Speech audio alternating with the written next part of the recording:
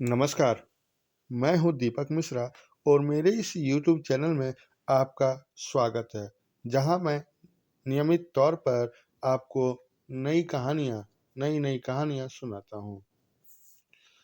आज की कहानी है मिलकर काम करो और यह कहानी हमें संदेश देती है कि परस्पर मिलजुल कर काम न करने वाले नष्ट हो जाते हैं। एक तालाब में भारंड नाम का एक विचित्र पक्षी रहता था। इसके मुख दो थे किंतु पेट एक ही था। एक दिन समुद्र के किनारे घूमते हुए उसे एक अमृत समान मधुर फल मिला। यह फल समुद्र की लहरों ने किनारे पर फेंक दिया था। उसे खाते हुए एक मुख बोला, ओह, कितना मीठा है। आज तक मैंने अनेक फल खाए लेकिन इतना स्वादिष्ट फल कोई नहीं था। न जाने इस अमृत बेल का यह फल है। दूसरा मुख उससे वंचित रह गया था। उसने भी जब उसकी महिमा सुनी तो पहले मुख से कहा, मुझे भी थोड़ा सा चखने को दे दो।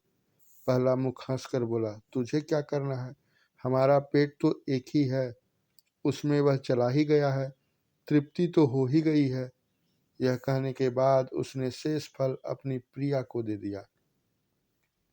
उसे खाकर उसकी प्रेयसी बहुत प्रसन्न हुई। दूसरा मुख उस दिन विरक्त हो गया और इस तिरस्कार का बदला लेने के उपाय सोचने लगा। अंत में एक दिन उसे उपाय सूझ गया। वह कहीं से एक विष फल ले आया। प्रथम मुख को दिखाते हुए उसने कहा, देख, यह विष फल मुझे मिला है, मैं इसे खाने लगा हूँ। प्रथम मुख ने रोकते हुए आग्रह किया, मूर्ख, ऐसा मत कर, इसके खाने से हम दोनों मर जाएंगे। द्वितीय मुख ने प्रथम मुख के निषेध करते करते अपने अपमान का बदला लेने के लिए विष फल खा लिया। परिणाम यह हुआ कि दोनों मुखों वाला पक्षी मर गया।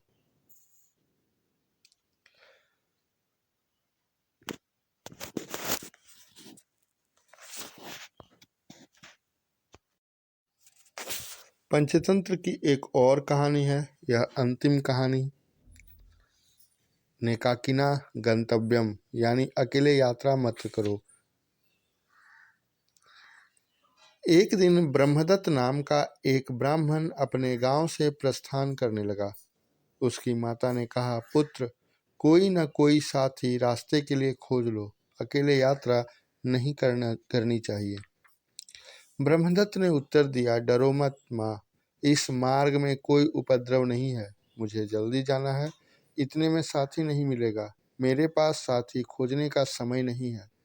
माँ ने कुछ और उपाय न देख पड़ोस से एक करकट ले लिया, यानी केकड़ा, और अपने पुत्र ब्रह्मदत्त को कहा कि यदि तुझे जाना ही है तो इस करकट को भी साथ लेता जा, यह तुझे बहुत सहायता देगा।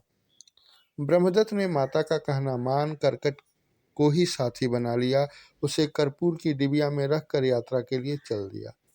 थोड़ी दूर जाकर वह थक गया और गर्मी बहुत सताने लगी तो उसने मार्ग के एक वृक्ष की छाया में विश्राम लिया। थका हुआ तो था ही, नींद आ गई। उसी वृक्ष के बिल में एक सांप रहता था।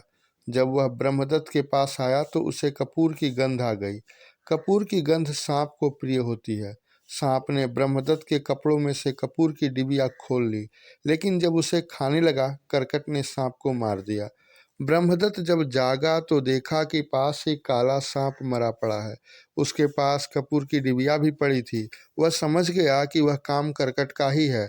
प्रसन्न होकर वह सोचने लगा, माँ सोच सकती थी कि पुरुष को यात्रा में कभी एकाकी नहीं जाना चाहिए।